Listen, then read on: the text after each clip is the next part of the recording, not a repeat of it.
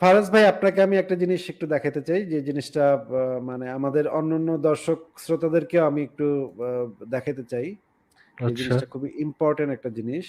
সেটা হচ্ছে বানু কুরাইজার গণহত্যা যে লেখাটা আছে, সেই লেখাটার ভিতরে আমি কয়েকটা জিনিস এডিট করেছি, এবং এডিট করে সেই লেখাটাকে, ভাই, এমন জিনিস আমি যুক্ত করছি ফারাজ ভাই, যেই জিনিসটার পর মুমিনদের আর কোনো কথা বলার কোনো স্কোপ, মানে এর আগে তো তাও একটু তর্ক এদিক সেদিক করতে পারতো। এই জিনিসগুলা যুক্ত করার পরে কোনো বাপের বেটা মুমিন, আমি চ্যালেঞ্জ দিচ্ছি, কোনো বাপের বেটা মুমিন এখানে এসে আর দাঁড়াইতে পারবে না এই আলোচনাতে। বনু কুরাইজা গণহত্যা বিষয়ে কোনো মুমিন, বাংলাদেশের কোনো মুমিন এই লেখাটা যদি একজন কেউ পড়ে, বাংলাদেশের কোনো মুমিন, পৃথিবীর কোনো মুমিন এই লেখাটার সামনে দাঁড়াইতে পারবে না। এই এই গ্যারান্টি আমি দিচ্ছি। এর আগেও দাঁড়াইতে পারতো না, এর আগে হয়তো একটু এদিক সেদিক করতে পারতো, চাপাবাজি করতে পারতো, কিন্তু এই লেখাটাতে এমন কয়েকটা জিনিস যুক্ত করা হয়েছে যেটাতে একদম ফুল প্রুফ হয়ে গেছে। হ্যাঁ, আমি সেই জিনিসটা একটু দেখাচ্ছি। আহ, জি। দেখেন, আহ, দেখেন কি হয়েছিল। আমরা জানি যে বনু কুরাইজা গোত্রের বেশ আগে আরেকটা যুদ্ধ হয়েছিল, বনু নাদিরের যুদ্ধ। বনু নাদিরের যুদ্ধটা আমরা একটু দেখি, দেখবো। হ্যাঁ, প্রথমে তিনটা ইহুদি গোত্র, গোত্রের কথা আমরা একটু দেখি। মদিনাতে যখন মোহাম্মদ গেল তখন তিনটা গোত্রের সাথে ইয়া হইল। তিনটা গোত্রের সাথে, তিনটা গোত্র, সেখানে প্রধান তিনটা গোত্র ছিল। হ্যাঁ, একটা হচ্ছে বনু কায়নুকা, একটা হচ্ছে বনু নাদির, একটা হচ্ছে বনু কুরাইজা। তিনটা প্রধান গোত্র ছিল ইহুদিদের, আরো কয়েকটা ছোট ছোট গোত্র ছিল অনেকগুলা, কিন্তু এই তিনটা ছিল প্রধান গোত্র। এই তিনটা গোত্রের ভিতরে সাথে কিন্তু মোহাম্মদের কোনো চুক্তি হয় নাই। চুক্তি হয়েছিল কাদের সাথে দেখেন, চুক্তি হয়েছিল হচ্ছে গিয়ে আল খাজরাজ আল আউস ভুক্ত গোত্রের সাথে। আল খাজরাজ ভুক্ত গোত্রগুলো হচ্ছে এই গোত্রগুলা, আল আউস গোত্রভুক্ত গোত্রগুলো হচ্ছে গিয়ে এই গোত্রগুলা। আরো চুক্তি হয়েছিল, এছাড়াও চুক্তি হয়েছিল এই গোত্রগুলা, ঠিক আছে। এইগুলার ভিতরে এক একটার মিনিট, তাহলে ভিতরে ভাই ওই ওই গোত্রের সাথে তার মোহাম্মদের কোনো চুক্তি ছিল না? বনু কুরাইজার সাথে মোহাম্মদের কোনো চুক্তি ছিল না। গোত্র যেই গোত্রগুলোর সাথে চুক্তি ছিল, মদিনা যে আসার পর যেই গোত্রগুলোর সাথে চুক্তি ছিল, সেই গোত্রগুলো হচ্ছে এই গোত্রগুলা। এখন এটা এটা এরপরে রেফারেন্সটা, এটা রেফারেন্সটা কি ভাই, মানে রেফারেন্স হচ্ছে গিয়ে সিরাতে রাসূলুল্লাহ ইবনে ইসহাক অনুবাদ, শহীদ আখন, প্রথমা প্রকাশনী, পৃষ্ঠা 271 272, লাইফ অফ মোহাম্মদ ইবনে ইসহাক, পৃষ্ঠা নাম্বার 232 233। দেখেন, আমি বই থেকেও দেখাবো, একটু পরে বই থেকেও আচ্ছা, দেখাবো। বনু আউফ, বনু সাইদা, বনু আল আরিস, বনু, আচ্ছা সরি, হ্যাঁ, শুরু সরি করতে। সরি, হ্যাঁ দেখেন, আবার দেখেন। ভাই একটু ফেটে ফেটে যাচ্ছে, আই ডোন্ট নো ভাই। আহ, বনু জুসাম, বনু আল নাজ্জার, বনু সালবার তো বনু না, এটার মধ্যে তো ইয়া নাই ভাই, ওটা নাই। হ্যাঁ, বনু কুরাইজা নাই এইটা এখানে। হ্যাঁ, এই রেফারেন্সটা আমি বইয়ের পাতাটা আমি একটু পরে দেখাবো, আগে আচ্ছা টাইম আচ্ছা, লাইনটা দেখাই। হ্যাঁ, টাইম লাইনটা দেখাই। শিওর ভাই শিওর।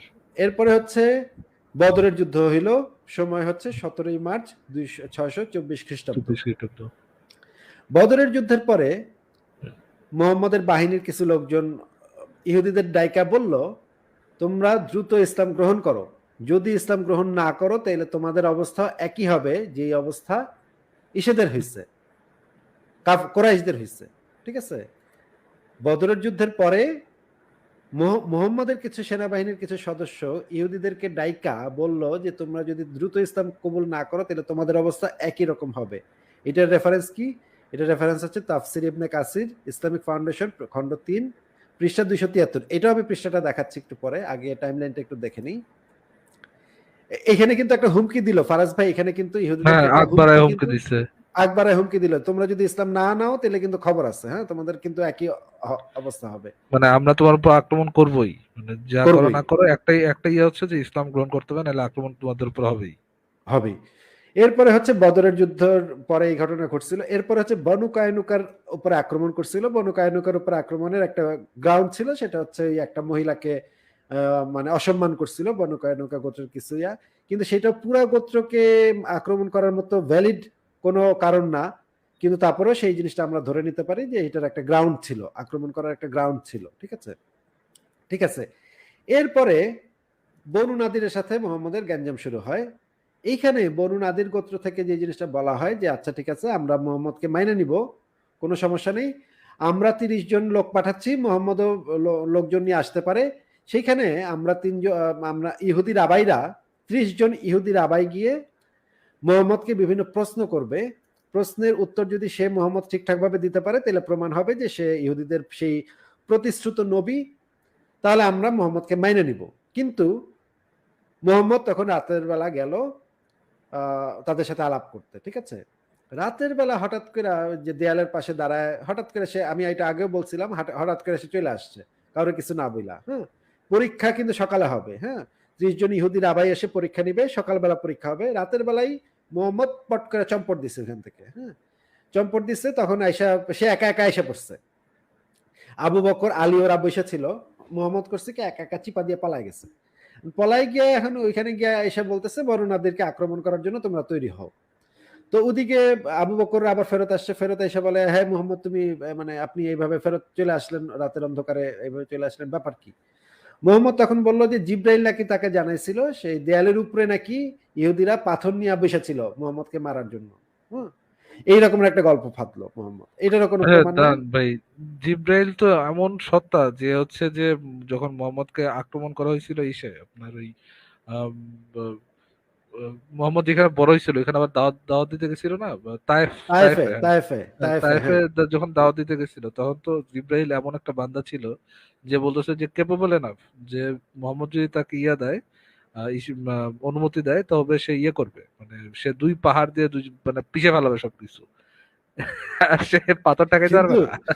কিন্তু সে পাথরটা ঠেকাতে পারতেছিল না দেখে জিব্রাইল মোহাম্মদকে চুপি চুপি জানাই দিচ্ছে, তুমি পালায় যাও, পালায় যাও, তোমার সঙ্গী সাথীদেরকে রাইখা পালায় যাও। সঙ্গী সাথীদেরকে তো মারতে পারে, তাই না? সঙ্গী সাথীরা ভাই তো অবশ্যই পারতে পারে, তো বলতে বাইরে থেকে ডাক দিতে পারতো, হে সঙ্গী সাথীরা, হে আমার সাহাবারা, বের হয়ে আসো, এ, বের হয়ে আসো এখানে, বা আমরা আলোচনাটা বাইরে করবো। বাই করে নিয়েছে, তারপর দেখা যায় ওই যে দেখো উপরে ইয়ে নিয়ে বসে আছে। অনেক স্মার্টলি ইয়ে করা যেত, লুঙ্গি তুলে দৌড় দেওয়া, এটা তো কোনো ইয়া মানে ধুরন্ধর বা যে একটা বেড়া ছাড়া অন্য কোনো কাজে আমি তো দেখতেছি না। সঙ্গী সাথী ফালা এসে চম্পট দিছে দেখেন। সঙ্গী সাথীদেরকে তো নিয়ে আসবে, একটা বিপদের মধ্যে সঙ্গী সাথীদেরকে ফালায় এটা এভাবে চলে আসে। এইটা আপনি পাবেন আল বিদায়া ওয়ান নিহায়া, ইসলামিক ফাউন্ডেশন, 4th খণ্ড, পৃষ্ঠা 141। এখন এই বনু নাদিরকে এরপরে পরদিনই বনু নাদিরকে আক্রমণ করা হয়। মে মাসের 625 খ্রিস্টাব্দে বনু নাদিরকে আক্রমণ করা হয়। ইহুদি রাবাইরা কিন্তু বলছিল তাকে যাইতে পরীক্ষা নিবে, কিন্তু সে পরীক্ষা দিতে মোহাম্মদ রাজি হইল না। হ্যাঁ, মোহাম্মদ রাতের বেলায় চম্পট দিচ্ছে, রাতের বেলায় সে আচমকা চলে গেছে। এই যুদ্ধের সময়, এই যে বনু নাদিরের সাথে যুদ্ধের সময় কিন্তু দেখেন ফারাজ ভাই, সময়ের কালটা খেয়াল করতে হবে। সময়টা এখানে সবচেয়ে ইম্পর্টেন্ট। 625। 625 খ্রিস্টাব্দ। হ্যাঁ, এখন আপনি বলেন তো বনু কুরাইজার সাথে যুদ্ধ হয়েছে কত সালে? আমি দেখাচ্ছি। বনু কুরাইজার সাথে যুদ্ধ হয়েছে কিন্তু জানুয়ারির 627 627। খ্রিস্টাব্দে, তাই না? আচ্ছা, দুই জানুয়ারির বছর পর। 627, 2 বছর পর। এই বনু নাদির যুদ্ধের সময় মে মাসের 625 খ্রিস্টাব্দে যে বনু নাদিরকে আক্রমণ করেন, এই সময় মোহাম্মদ করছে কি পটাশ করে ওদেরকে আক্রমণ করে ফেলছে, বনু কুরাইজাকেও আক্রমণ করে ফেলছে হুদাই, কোনো কারণ ছাড়া। বনু কুরাইজার সাথে কোনো দূর দূরান্ত পর্যন্ত কোনো গ্যাঞ্জামি ছিল না। বনু নাদিরের সাথে যুদ্ধে পারতেছিল না দেখা, তখন একদিন করছে কি পাশে বনু কুরাইজা ছিল, বনু কুরাইজার উপর আক্রমণ করে বসছে। এটা আমরা পাবো সুনান আবু দাউদ শরীফ। এই হাদিসটা হচ্ছে সবচেয়ে ইম্পর্টেন্ট, যে হুদাহুদি 625 সালে মে মাসে হুদাহুদি কোনো কারণ ছাড়া বনু কুরাইজার সাথে বিন্দু মাত্র কোনো গ্যাঞ্জাম নাই, হুদাহুদি সুনান আবু দাউদ শরীফ, ইসলামিক ফাউন্ডেশন, হাদিস নম্বর হচ্ছে 2994। এই হাদিসটা আমি একটু পরে দেখাচ্ছি। এরপরে হয় খন্দকের যুদ্ধ, জানুয়ারি 627 খ্রিস্টাব্দ, জানুয়ারি ফেব্রুয়ারি 627 খ্রিস্টাব্দ। এই খন্দকের যুদ্ধের পরে হচ্ছে বনু কুরাইজাকে আক্রমণ করে তারা। তার মানে এই যে এই যুদ্ধটা যে হচ্ছিল সেই সময় যে বনু কুরাইজাকে তারা আক্রমণ করছিল কিনা সেই জিনিসটা আমরা একটু দেখি। যে দেখেন, দেখেন এই হাদিসটা দেখেন, সুনান আবু দাউদ শরীফের হাদিস, ইসলামিক ফাউন্ডেশন, 2994 নম্বর হাদিস। নবী সাল্লাল্লাহু সাল্লামের জনৈক সাহাবী হতে বর্ণনা করেছেন যে কুরাইশ কাফেররা হযরত ইবনে উবাই এবং মূর্তি পূজক সাথীদের, যারা আওজ ও খাজরাজ গোত্রের লোক, এ মর্মে পত্র লেখে যখন রাসূলুল্লাহ সাল্লাল্লাহু আলাইহি ওয়াসাল্লাম বদর যুদ্ধের আগে মদিনায় অবস্থান করছিলেন। সেখানে বলা হচ্ছে তোমরা আমাদের সাথী মুহাম্মদকে জায়গা জায়গা দিয়েছো, এজন্য আমরা আল্লাহর নামে শপথ করে বলছি, হয়তো তার সাথে যুদ্ধ করো না তার স্ত্রীদেরকে দখলে আনবো। আব্দুল্লাহ ইবনে উবাই ও তার মূর্তি পূজা সাথীরা এই খবর পাওয়ার পর রাসূলুল্লাহ সাল্লাল্লাহু আলাইহি ওয়াসাল্লামের সাথে যুদ্ধের জন্য প্রস্তুত হয়। এই খবর পৌঁছানোর পরে উত্তেজনা সৃষ্টি হয়। তখন এই যে দেখেন এখানেও পাবেন। তো তারা যখন রাসূলুল্লাহ সাল্লাল্লাহু আলাইহি ওয়াসাল্লামের হতে এরূপ কথা শুনলো, তখন তারা বিচ্ছিন্ন হয়ে পড়লো। এই খবর কুরাইশ কাফেরদের কাছে পৌঁছলো যে তারা বদর যুদ্ধের পর ইহুদীদের নিকট চিঠি লিখলো। এই দেখেন বদর যুদ্ধের পর ইহুদীদের নিকট চিঠি লিখলো, তোমরা ঘরবাড়ি ও দুর্গের অধিকারী, কাজী তোমাদের উচিত আমাদের সাথে যুদ্ধ করা না। এটা কুরাইশরা লিখছিল, ঠিক আছে? এরপর তোমাদের সাথে এরূপ ব্যবহার করব, সেরূপ ব্যবহার করব। নবী সাল্লাল্লাহু আলাইহি ওয়াসাল্লাম সম্পর্কে তারা এরূপ চিঠি পেল যখন বনু নাজিরের ইহুদিরা বিদ্রোহ ঘোষণা করলো এবং তারা নবী সাল্লাল্লাহু আলাইহি ওয়াসাল্লামের কে এ মর্মে অবহিত করে যে আপনি আপনার সাথীদের থেকে 30 জন নিয়ে আমাদের কাছে আসুন এবং আমাদের 30 জন আলেম আপনাদের সঙ্গে এক স্থানে দেখা করবে। তারা আপনার কথা শুনবে। যদি তারা আপনার উপর ঈমান আনে এবং বিশ্বাস স্থাপন করে তবে আমরা আপনার উপর ঈমান আনবো। এই ঘটনার পরে কিন্তু রাতের বেলায় কিন্তু মুহাম্মদ পলায় গেল, ঠিক আছে? আর পরীক্ষা দিল না। পরদিন সকালবেলা রাসূলুল্লাহ সাল্লাল্লাহু আলাইহি ওয়াসাল্লাম একদল সেনাবাহিনী নিয়ে তাদের উপর হামলা করেন এবং তাদের অবরোধ করে বললেন, আল্লাহর শপথ তোমরা যতক্ষণ অঙ্গীকার না করবে ততক্ষণ আমি তোমাদের ব্যাপারে নিশ্চিত নই। তখন তারা ইহুদিরা অঙ্গীকার করতে অস্বীকার করে, ফলে সেদিন তাদের সাথে দিনভর যুদ্ধ হতে থাকে। এইবার দেখেন এখানে কি লেখা আছে। পরদিন তিনি বনু নাজিরকে বাদ দিয়ে বনু কুরাইজার উপর আক্রমণ করেন এবং তাদের অঙ্গীকারাবদ্ধ হতে বলেন, ফলে তারা অঙ্গীকারাবদ্ধ হয়। ফারাজ ভাই, বনু কুরাইজা মুহাম্মদের সাথে একটা চুক্তি করছিল, কথা সত্য, কথা ঠিক আছে। এটা তো চাপে পড়ে ভাই, মানে এটার সাথে তো মানে ইসের কোনো মানে মানে গান পয়েন্টে রেখে হচ্ছে গিয়া চুক্তি করা নিচ্ছে। এই চুক্তিটাকে তারা বলে, মানে মুমিনরা বলতে চায় যে এই চুক্তিটা মদিনা আসার পরে করছিল না। এই চুক্তিটা মোহাম্মদ আসার সাথে সাথে এই চুক্তিটা করে নাই। হুদাহুদি কোনো কারণ ছাড়া একদিন বনু নাজিরের সাথে যুদ্ধের মাঝখান দিয়ে হুট কইরা তারা বনু কুরাইজার উপর আক্রমণ করে। হুট করে এখন এই পর্যন্ত কিন্তু বনু কুরাইজার সাথে কিন্তু কোনো গ্যাঞ্জাম কিন্তু তাদের নাই। এমনকি জিব্রাইল এসেও গোপন কাহিনী বলে দেয় নাই যে মানে বনু কুরাইজা ষড়যন্ত্র করছে, এরকমও কোনো আলামত নাই। হুদাহুদি দিনভর বনু নাজিরের সাথে যুদ্ধ করতে করতে হঠাৎ করে পট করে তারা বনু কুরাইজাকে আক্রমণ করে বসে এবং তাদের অঙ্গীকারবদ্ধ হতে বলে, ফলে তারা অঙ্গীকারবদ্ধ হয়। এই অঙ্গীকারটার কথাই তারা মানে মিথ্যা কইরা ঘুরায় বলে যে এইটা নাকি মুহাম্মদের সাথে তাদের চুক্তি ছিল। কিন্তু তাদের সাথে এই চুক্তিটাও করা হয়েছে হচ্ছে আক্রমণ করে, এই অঙ্গীকারটাও করা হয়েছে আক্রমণ করে। আক্রমণ ছাড়া তারা কোনো ধরনের কোনো চুক্তি মুহাম্মদের সাথে করে নাই। ফারাজ ভাই, ব্যাপারটা কি এখন একদম পরিষ্কার না? একদম পরিষ্কার ভাই। মানে মানে সে সে বনু কুরাইজার উপরে মানে আক্রমণটা হয়েছে, মানে তার তার ইয়েটা হয়েছে শুধুমাত্র অপরপক্ষকে হয়তোবা সে ঠিক মতো ইয়ে করতে পারতেছিল না, দমন করতে পারতেছিল না। মুড সুইং এর ফলে সে যে বনু কুরাইজার উপর আক্রমণ করছে। মানে বনু নাদিরের সাথে পারতেছিল না, হঠাৎ করে সে দেখছে যে বনু কুরাইজা তো পাশেই আছে, ওদেরকে একটু মেরে আসি। হ্যাঁ, সৈন্য বাহিনী আছে।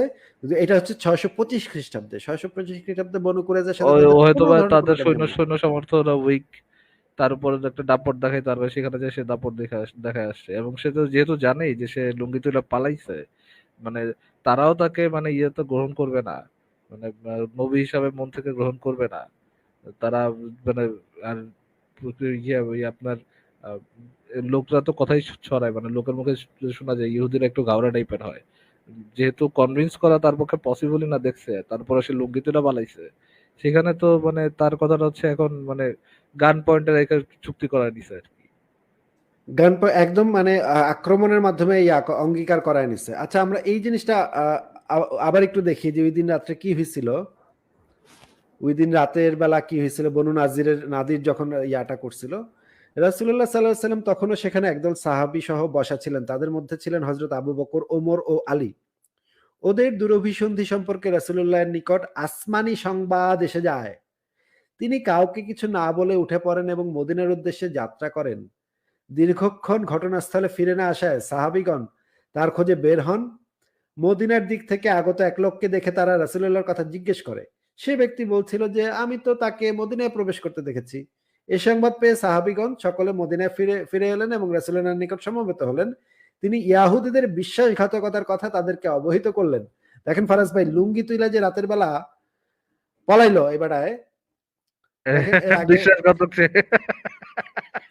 বিশ্বাসঘাতক হচ্ছে ইহুদিরা, বিশ্বাসঘাতক হয়ে ইহুদিরা তারা ডাকছিল, তুমি পরীক্ষা নিব 30 জন রাবাই আইনা পরীক্ষা নিব, প্রমাণ করো, তাহলে আমরা মাইনে নিব।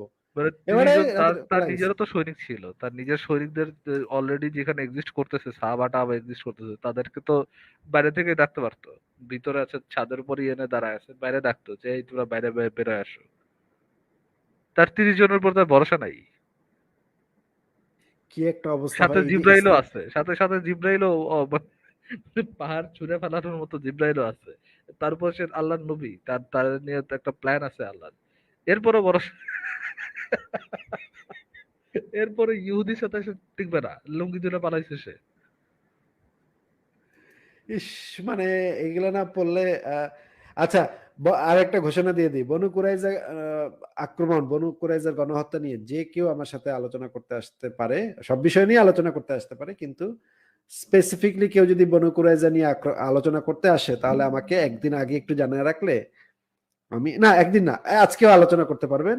আপনারা যদি কেউ বনু কুরাইজা গোত্রের গণহত্যা, বনু কুরাইজা গোত্রে মোহাম্মদ একটা গণহত্যা চালাইছে, এটা নিয়ে যদি আপনাদের কোনো ভিন্ন ইয়া থাকে, আপনারা আলোচনা করতে আসতে পারেন, এই মুহূর্তে আসতে পারেন, আমি সবসময় রেডি আছি। যে কোনো আলেম, যে কোনো স্কলার যারা একটু কোরআন হাদিস সম্পর্কে জানেন, তারা আসতে পারেন, আমি কথা বলবো।